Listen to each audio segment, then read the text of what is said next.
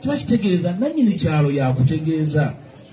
Kakati nze sina lutalo lwe nnwana na muto wange Kyagulanyi. Tulwanira ki ekitaliiwo? Nze namubalaga. Ali mumanyi? Nedda. Nze nambaletera wano. Nedda. Oyinza okwagala? Nedda. Sina lutalo lwe nnwana naye. Olwaleero 19 January 25. Nedda. Tujjako wano mu January 26 mugambe nti Mpuuga watubuulira ekituufu twakola ki? Twawulira. Ekisooka mbagambe ekintu kimu. Yes, Red Zone TV kwoli webale kubanga okyagoberera yonna gy'osinzira okubanga gy'otulabira kyokola kya mutawana nnyo gwe wenna akyatambula naffe ku mukutu ogwa Red Zone TV atanaba kubanga osubscribinga kirira wansi awo olaba ekigambo subscribe kikwateko kwata kade aka notification ogenda kubeera nga ate tomisinga nsonga yonna akatambi ako nga bw'okalabye ngenda kubeera nga nkakwongera omukulu ow'ekitiibwa omuteeketeeke Mathias Mpuuga Nsamba omukulu eyali mu kibiina ekya Democratic Party n'avaayo n'agendako mu kibiina ekya Democratic Alliance aba TDA ekyakolebwa Mama Mbabazi n'amala n'agenda mu kibiina ekya National Unity Platform nga kati bwetwogerera ali mu kibiina ekya DA ekyaddira TDA mu byobufuzi bw'eggwanga ebya Uganda wetwogerera ng'ebituuse ku Mpuuga byebyo byolabye mu katambi ako agobeddwa ne ku kyalo ewaabwe gye bamuzaala. Jjukira omukulu ono mubaka mu Parliament akiikirira constituency bagiyita Nyendo Mukungwe mu Parliament y'eggwanga ery'e11 officially oba mu mateeka agikiikirira ku kadi y'ekibiina ekya National Unity Platform newankubadde nga ekibiina kino tekikyamubalanga mmemba waakyo era n'emabegakaawo baamaze ne baba nga bamujja ku bwa Deputy President ekifo ekimaze emyezi nga 9 nga bamugoba naye ng'alinga ayagala okulemerako. Mpuuga azzenga akola ebintu bingi nnyo naddala ebiswaza ekibiina era ebijja birabisa ekibiina era ngenda kuzzayo ko emabega eri ensonga zino gye zaatandikira gwampuliriza. Mathias Mpuuga yali lead of opposition mu kibiina ekya National Unity Platform obukulembeze bwe kyamuwa nga kikulemberwa His Excellency Robert Kyagulanyi Ssentamu.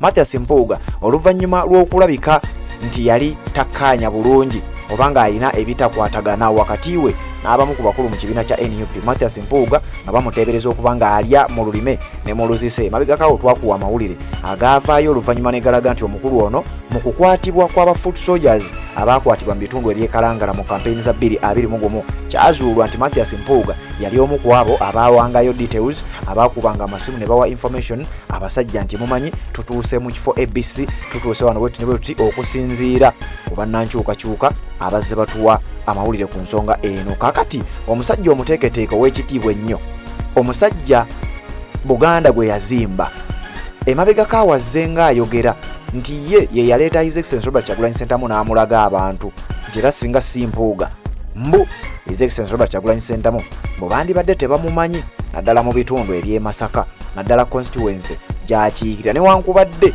ng'abantu bo bavuddengayo ne balaga okuwakanya ebigambo bya Mathias Mpuuga wabula asigadde asitandinga ku bigambo ebyo azze abyogera newankubadde ng'abantu babigaana babiwakanya naye ye omukulu azzenga agamba oba mwagala obbiwulira oba temwagala bbiwulira Bobi Wine mwali temumumanyi nze namubaleetera kakati ngenda kukuzzaayo emabega. Obuvuyo obufaananako bwe buti buzze bubaawo oba embeera ezifaanana bwe ziti zizzenga zibaawo.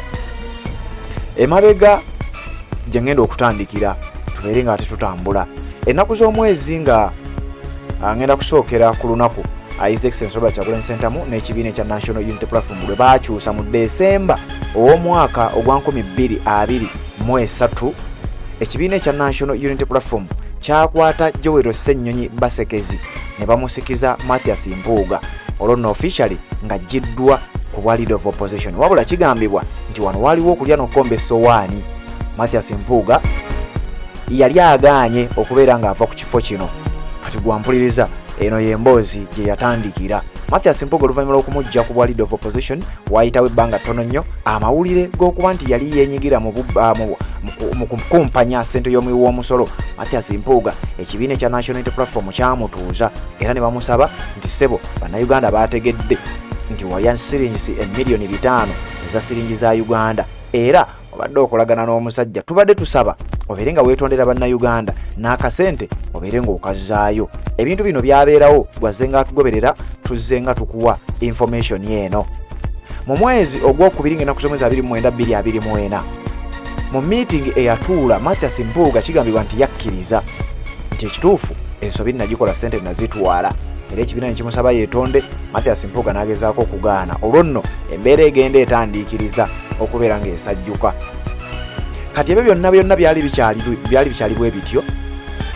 Waaliwo akasattiro mu mwezi ogwokutaano 2024 mwezi gwa kutaano ennaku z'omwezi zaali nga 18 mawulire gafuluma gwe wenna yajja agoberera ekifaananyi kino okijjukira mu kuziika okwali e Masaka nga baziika omusajja yali ayitibwa Pascal yafiira mu ggwanga erya Bungereza n'aleetebwa aziikibwe. Abafamire ne bagamba Mpuuga ffe tetukumanyi era tetukwetaaga. Mpuuga n'asalawo ajje ku mukolo nga leader of opposition nga omukulembeze w'ekitundu oba akiikirira ekitundu ekyo, era n'abaako enteekateeka ze yali akoze n'abeedi bwanika. Bino nno byaggwa butaka oluvannyuma lw'okuba nti ba foot soldiers baateekawo embeera y'okukuuma Mathias Mpuuga n'okumuzzaamu empisa.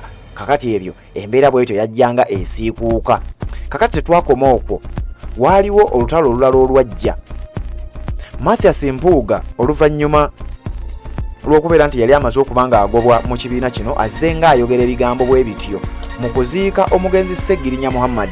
Mathias Mpuuga yazzeemu n'ayagala okukola akavuyo akafaananira ddala ng'ako ke yakola newankubadde era baamulemesezza, era emboozi oba ensonga ze yali agala okuba nga atambuza era ne biba nga byawedde butaka, byaggwa butaka banga siddene nnyo eriise. Kati olunaku olwajjo ennaku z'omwezi nga 19 omwezi guno gwennyini nga ekibiina ekya National Unity Platform kyakamaliriza okubeera nga bajja Mathias Mpuuga mu office ey'okubeera deputy president w'ekibiina ekyo mu nsonga oba mu bitundu ebya Buganda.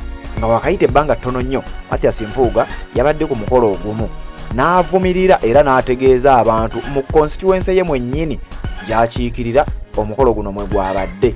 Mathias Mpuuga ng'ategeeza abalonzi be nti nze bannange siina lutalo na muntu gwe naleeta, oba mukimanyi oba temukimanyi, oba mukyagala oba temukyagala, omuntu wammwe Bobi Wine nga bwambwe yamuyise nze namubaleetera abantu mu bitundu eby'e Masaka.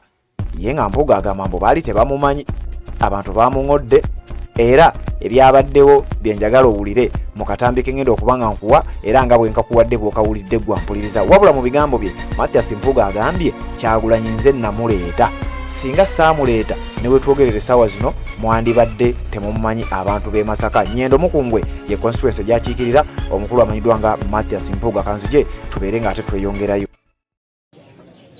Kiba kitegeeza nannyini kyalo yakutegeeza. Kakati nze sina lutalo lwennwana na muto wange Kyagulanyi, tulwanira ki ekitaliiwo? Nze namubalaga ali mumanyi nedda nze namubaleetera wano nedda oyinza okwagala nedda siina lutalo lwennwana naye. Olwaleero 19 January 2025 tujjako wano mu January 2026 mugambe nti Mpuuga watubuulira ekituufu twakola ki twawulira. Ekisooka mbagamba ekintu kimu. Assalamu alaikum warahmatullahi wabarakatuh. Amanya n'eddoboozi Haji Abdu omusomi w'eddwa. Nkola ku nsonga ez'enjawulo, emirimu nga gikutataganyeko, ebyenfuna byo nga bidobonkanye, ne oba oli bweru wa ggwanga emirimu gya kucankalanako. Jangu kusomere ku ddwa okubeda nedda edduwa zaabaawo, edduwa zisomebwa omuntu n'oterezebwa mu mbeera yonna ebadde ekwesibyeko akanyaaga. Nina ekyoto kye nsobola okukumira wadde oli bweru wa ggwanga nga toli kumpi wano n'ofuna omukisa ogwo nawe n'osomerwako ku ddwa nga nkuteddeko n'akabaani. Allah ajja kukusaasira, ajja kwanukula. Kuba ku nnamba yange y'essimu 0752 44 71 56 ne ku WhatsApp kwendi mpereza obubaka sobole okuyamba. Assalamu alaikum warahmatullahi wabarakatuh.